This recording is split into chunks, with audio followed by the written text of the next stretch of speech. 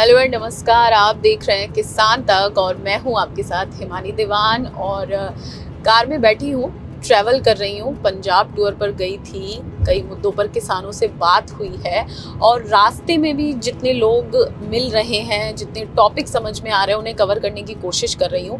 तो अब पंजाब से दिल्ली की तरफ लौट रही हूं और रास्ते में पड़ने वाला है अम्बाला। अम्बाला में मैं मिलने वाली हूं एक बहुत ही सक्सेसफुल फार्मर से। सक्सेसफुल सिर्फ इस मायने में नहीं कि उन्होंने खेती की और पैसे कमाए, इस मायने में भी कि जिस सिचुएशन में खेती की शुरुआत की, उस सिचुएशन में अच्छे अच्छे लोग हौसला हार जाते हैं।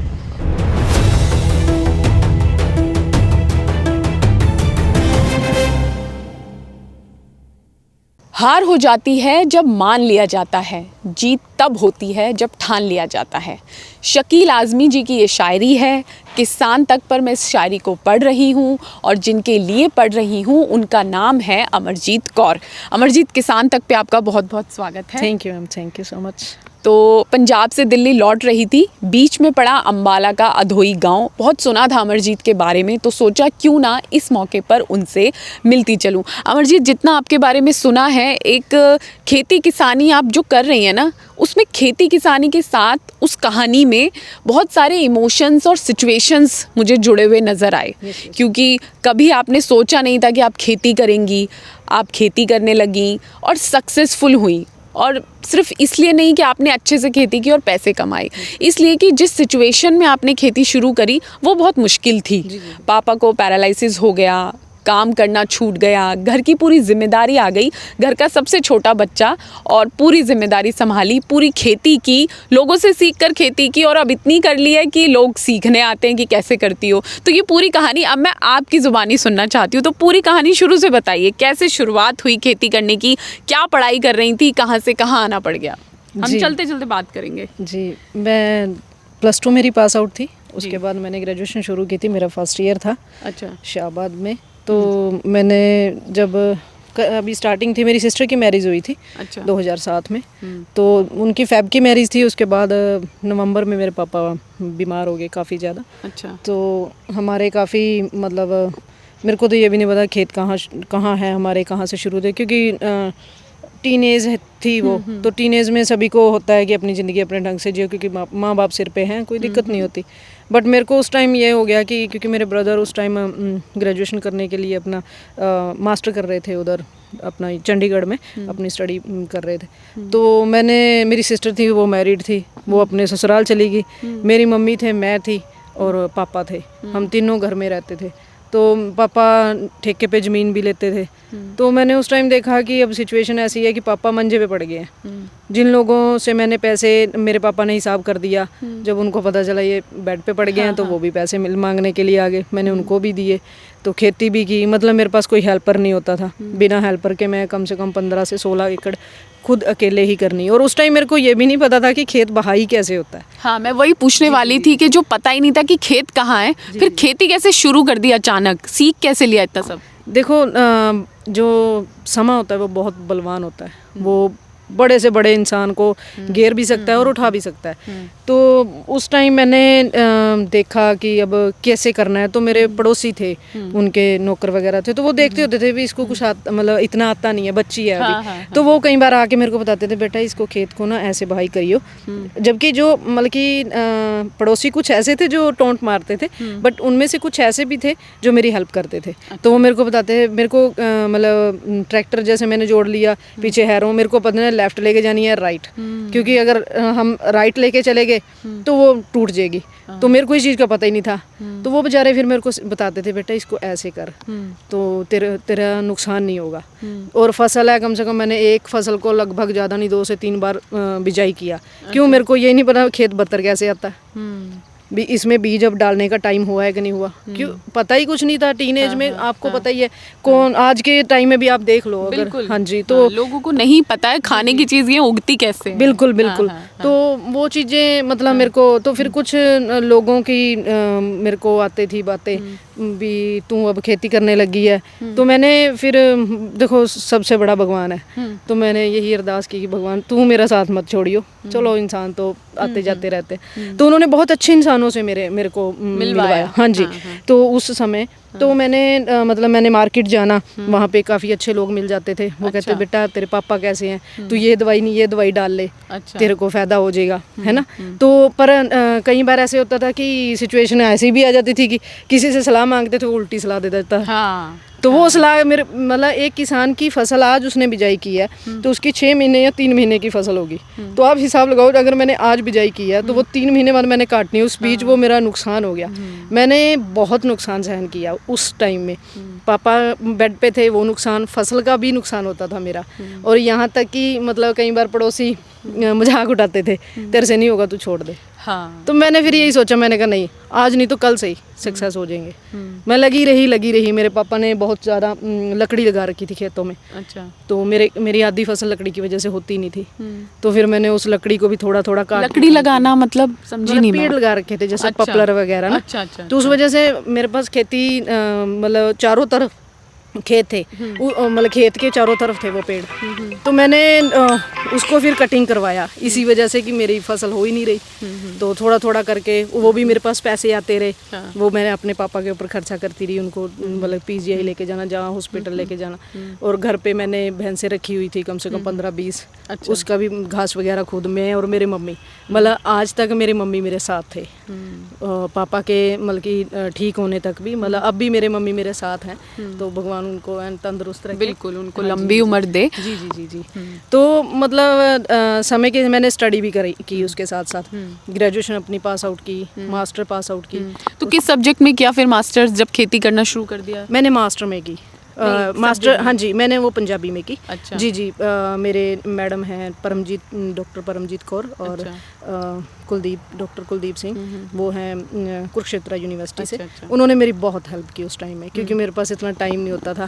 कई बार मेरे पास फीस के भी पैसे नहीं होते थे। तो मैडम मैं उनसे मांगती थी कि मैडम मेरे को फीस तारनी है, मेरे पास पैसे नहीं है। तो फिर वो मेरे को दे देते थे। हाँ, चाहे थोड़े दिन बाद मेरे पास होते थे, फिर लौटा देती थी। मतलब उन्होंने काफ़ी हेल्प की। मेरे फ्रेंड सर्कल में भी काफ़ी अच्छे थे, वो मेरे को नोट्स वगैरह दे देते थे, क्योंकि मेरे को तो नोट्स बनाने का भी टाइम नहीं मिलता था। हाँ जी, मतलब काफ़ी अच्छा मतलब कि एक्सपीरियंस ये रहा कि बुरे टाइम पे जो अच्छे लोग थे वो भी नज़र आए, बुरे टाइम पे ये भी नज़र आया कि कौन अपना है कौन पराया, ये चीज़ें रही, पहचान हो गई। तो फिर खेती अगर मैं कहूँ कि आपने सीखना शुरू किया और बहुत बार ऐसी भी चीज़ें हुई कि रिज़ल्ट ही अच्छा नहीं आया, ख़राब हो गई फसल, किस वक्त जाके लगा कि अब सीख चुकी हूँ?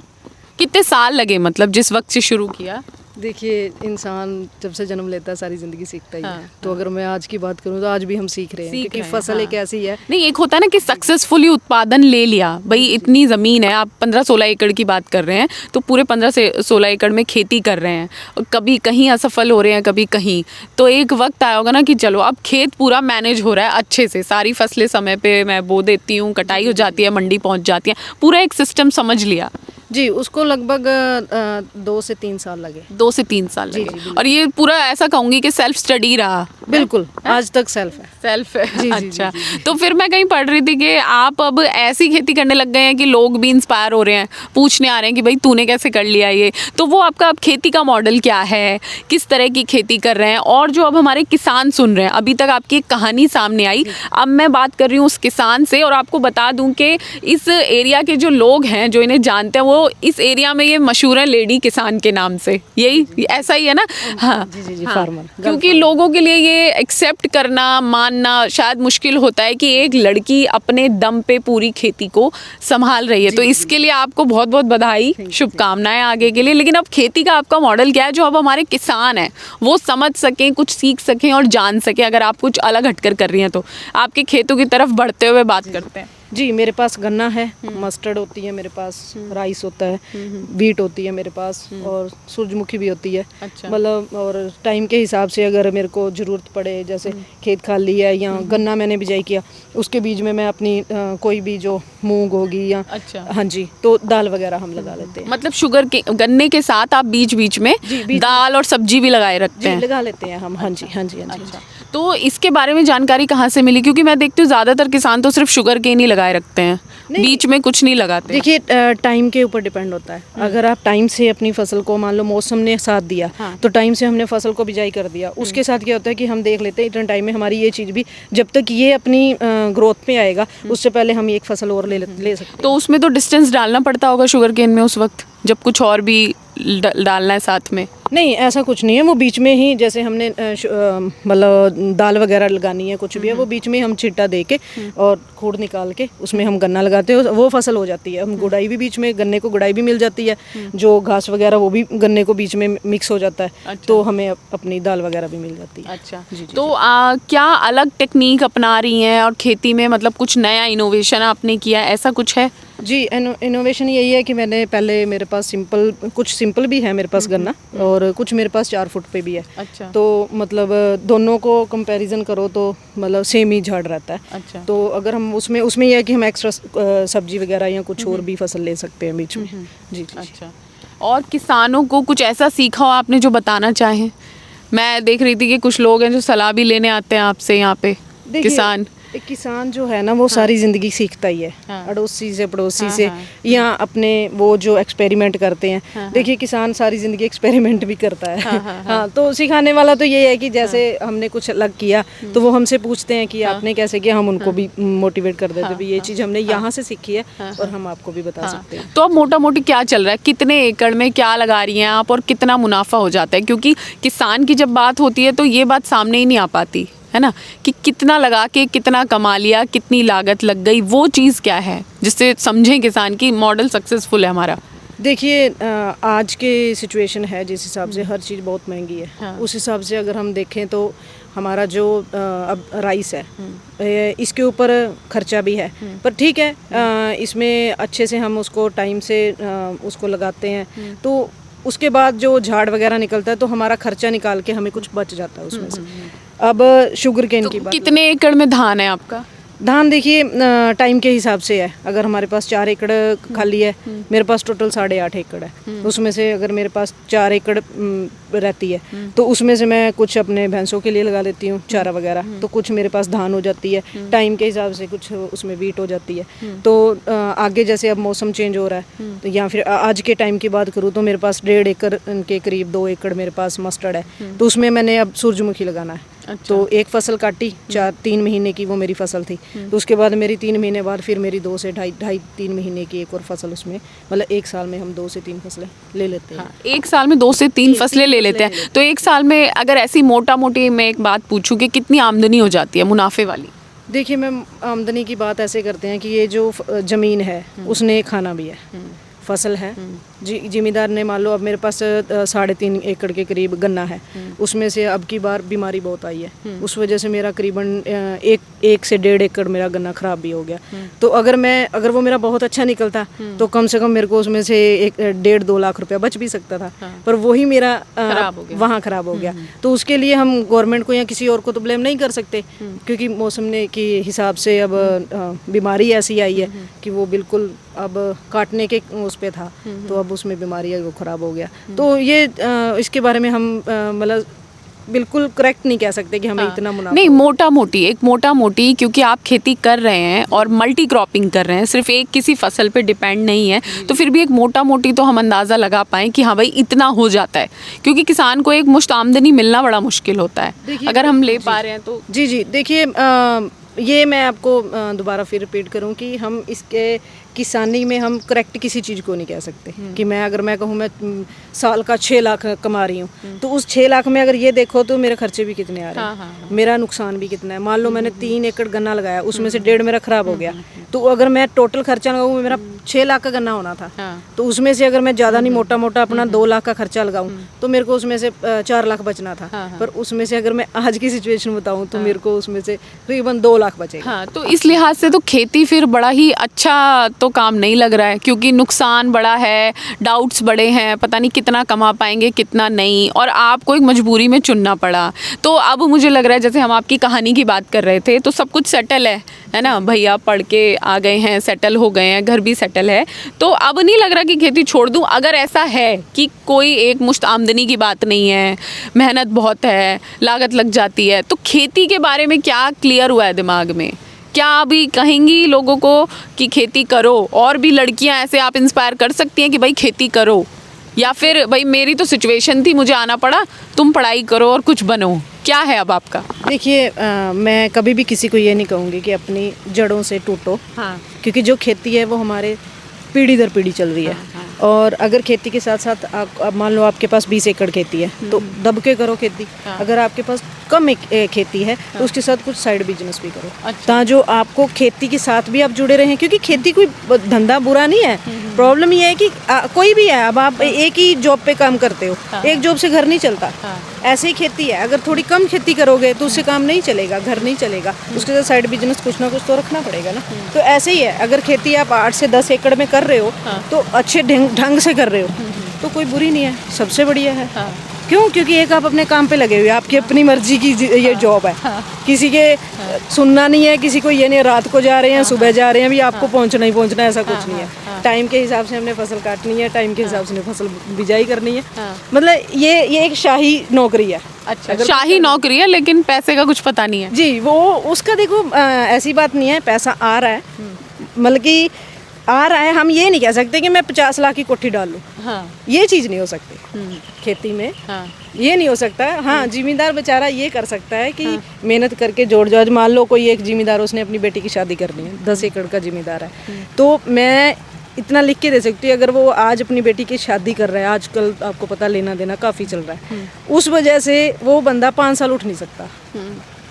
रीज़न कि खेती आपका घर चलाती है, आपको बहुत ज़्यादा अमीर नहीं बना सकती, ऐसा पक्का लग रहा है आपको? ये श्योर है। तो किसान तो ऐसे भी हैं कई जो बड़े अमीर हैं, वो कैसे हैं? मतलब वो फॉर्मूला पता नहीं चला अभी। नहीं, आप समझे नहीं। वो ऐसे है कि उनके पास ज़मीन उतनी ज़्यादा है। हाँ। मैंने एक मिडिल क्लास जिम्मेदार की बात की है। अच्छा। अगर मान लो किसी के पास 20 से 25 एकड़ 30 एकड़ है तो वो राजा है, उससे बड़ा ही कोई नहीं। अच्छा, ये रियलिटी है। वो एक गवर्नमेंट जॉब को भी बड़ी टक्कर दे सकता। अच्छा। हाँ, पर जो एक लिमिटेड बंदा है 8 से 10 एकड़ वाला, अब जो अगर मैं अपने यहाँ के एरिया की एकड़ की बात करूं तो बाहर लोगों के, अगर मैं 8.5 एकड़ कह रही हूँ, तो अगर मैं बड़े, हमारे यहाँ छोटे खेत है, उस वजह से मेरे सिर्फ 7.5 एकड़ बनती है बड़े वालों के साथ। अब 7.5 एकड़ पे घर चलाना, तो ये 7.5 एकड़ या 8 एकड़ सिर्फ घर चलाने के लिए काफ़ी है। हाँ, अमीर होने के लिए ज़्यादा ज़मीन चाहिए। तो इसके साथ लग रहा है कि कोई साइड बिजनेस करना चाहिए आपको, या फिर खेती काफ़ी चल रही है, सही है? नहीं जी, साइड बिजनेस 101% जरूरी है। आपने सोचा कुछ करने का? या मैंने पीछे शुरू किया था, बट फिर पापा, मेरा डायरेक्ट मार्केटिंग का था। अच्छा, वो क्या मतलब? एग्रीकल्चर के ही मतलब कि बायो में था, उनकी दवाइयाँ वगैरह, बट पापा की डेथ के बाद फिर मैंने उसको छोड़ दिया था। जी, क्योंकि घर में थोड़ी हाँ जी। लेकिन अमरजीत, एक चलते चलते एक जो बात मैं आपसे पूछूं कि आपके बारे में सुना जाना, आपकी कहानी पढ़ी तो मैं यहाँ आई, लेकिन अगर कोई और इस तरीके से लड़की आगे कदम बढ़ाए कि ये पापा की ज़मीन है या घर की ज़मीन है और खेती करती हूँ, क्योंकि आजकल कई ऐसे युवा भी हैं जिनका ध्यान आ रहा है खेती में कि ऑर्गेनिक उगाएं, क्योंकि इतना मिलावटी सब्जी फल सब है, कई बार प्याज टमाटर इतना महंगा हो जाता है, ख़रीदना मुश्किल है, तो हम ऑर्गेनिक उगाएं। अगर कोई ऐसे खेती करना चाहे तो आपको चैलेंजेस क्या नज़र आ रहे हैं जो आपने फेस किए, और क्या तैयारी करनी चाहिए? अगर आप एक लड़की के तौर पे, ये कहना मुझे सही नहीं लगता कि एक लड़का किसान, मतलब एक किसान और एक महिला किसान, लेकिन सोसाइटी में शायद ये चीज़ें बढ़ जाती हैं इसी तरीके से कि अरे ये लड़की किसान है और वो एक किसान है, उसके लिए नॉर्मल शब्द किसान, और कोई लड़की कर रही है तो वो लड़की किसान है, महिला। तो चैलेंजेस क्या हैं और क्या एक बातें पता होनी चाहिए उसे इस पे कदम रखने से पहले कि जी आप भी खेती कर सकते हो और मुनाफा भी कमा सकते हो? जी, देखिए, अगर आपने कुछ भी काम करना है, पहले तो एक टाइम था कि हम अपने दादा पापा इनसे सीखते थे। अब आपने ऑर्गेनिक की बात की है, तो ऑर्गेनिक के लिए तो आपको पहले अपना बेस तैयार करना पड़ेगा, आपको पहले सीखना पड़ेगा। ज़्यादा नहीं, अगर आप किसान हो तो आप आराम से सीख जाओगे, क्योंकि आपको ज़्यादा मेहनत नहीं करनी पड़ेगी। अगर आप बेसिक आपको पता होगा। जी, अगर आप किसान नहीं हो तो आप नए ढंग से करना चाहते हो तो उसके लिए देखो आपको लेबर भी चाहिए, ठीक है, आपको खुद उसमें अपना 100% देना पड़ेगा। उसके बाद आपको मार्केटिंग, सबसे बड़ी जो प्रॉब्लम आती है वो मार्केटिंग आती है। ये सारे किसानों के लिए आती है या हम फीमेल फार्मर की बात कर रहे हैं? नहीं, ऐसा नहीं है, ये सभी के लिए होता है, फीमेल हो मेल हो ऐसा कुछ नहीं है, क्योंकि हमने फसल तैयार की है, उसको हमने सेल करना है, तो हमारे पास कस्टमर होगा। मान लो मैंने वीट तैयार की है, वीट मैंने ऑर्गेनिक तैयार की है, वो मेरी 8 क्विंटल निकल रही है, दूसरी मेरी निकल रही है 18 से 24 क्विंटल। तो मेरे को उस 24 क्विंटल का, क्योंकि वो मेरे पास प्योर है, तो उसका मेरे को पैसा भी तो प्योर के उससे तो अगर मेरे पास मार्केटिंग ही नहीं होगी तो उसको मैं सेल कहाँ करूँ? स्टोर उसको कर नहीं सकता जिम्मेदार। जो जिसके पास बहुत ज़्यादा ज़मीन है वो स्टोर कर सकता है, वो कहीं और कुछ अपनी सेटिंग कर लेगा। मिडिल क्लास ज़मींदार है, उसको पहले ये देखना पड़ेगा कि ये मेरी सेल कहाँ निकलेगी, वो पैसे आएंगे, उसके साथ मैं अगली क्रॉप तैयार करूँ। क्रॉप के साथ साथ आपको लेबर भी चाहिए। लोग कहते हैं जीरो बजट वाली खेती, जीरो बजट वाली कोई खेती नहीं होती। अच्छा, ये सिर्फ बंदे का ऐसी की तैसी मारने के लिए जीरो बजट। मेरी बात सुनिए, कहीं कहते हैं जीरो बजट, आपने अगर 3 दिहाड़ीदार लगा रखे हैं सफाई करने के लिए, क्या वो पैसा लेंगे? वो आपकी फसल तैयार होने से, मान लो 3 महीने की फसल है, उससे पहले वो अगर दिहाड़ी पे 10 दिन आए हैं तो वो 10 दिन का पैसा आपने अपनी जेब से देना है। क्रॉप तो आपकी जब तैयार होगी उसके बाद सेल होगी, फिर आपके पास पैसा आएगा। तो मतलब जीरो वाला कुछ भी नहीं है। अच्छा, जी जी जी जी, कुछ नहीं है जीरो वाला। और चैलेंज सारा खेती के साथ यही है कि आप कर रहे हैं एक आदमी के तौर पे, जिन्हें किसान कहा ही जाता है, या कोई लड़की आगे कदम बढ़ा के किसानी कर रही है, खेती कर रही है, तो मार्केटिंग के लिए तैयार रहें, मार्केटिंग की पूरी तैयारी करें, फसल बेचने का जरिया क्लियर हो तो खेती भी मुनाफे का सौदा। और यही एक बात रह गई है ध्यान रखने वाली, ऐसा आपका कहना है। तो अमरजीत किसान तक से आपका बात करने के लिए बहुत बहुत शुक्रिया। अपनी फसलों की और आगे की लाइफ की जो भी आपकी तैयारी है, जो सपने हैं, उसके लिए आपको बहुत बहुत शुभकामनाएं। और आप लोग देखते रहिए किसान तक, ऐसे ही और किसानों से होती रहेगी आपकी मुलाकात, सामने आती रहेंगी ऐसी ही और भी सुंदर सुंदर, प्यारी प्यारी और दिल में जोश और जज्बात भरने वाली कहानियाँ। अगर ये वीडियो आपको पसंद आया है तो इसे लाइक ज़रूर करें। अगर चैनल अभी तक सब्सक्राइब नहीं किया है तो कर लें और नोटिफिकेशन पाने के लिए बेल आइकन भी दबा दें।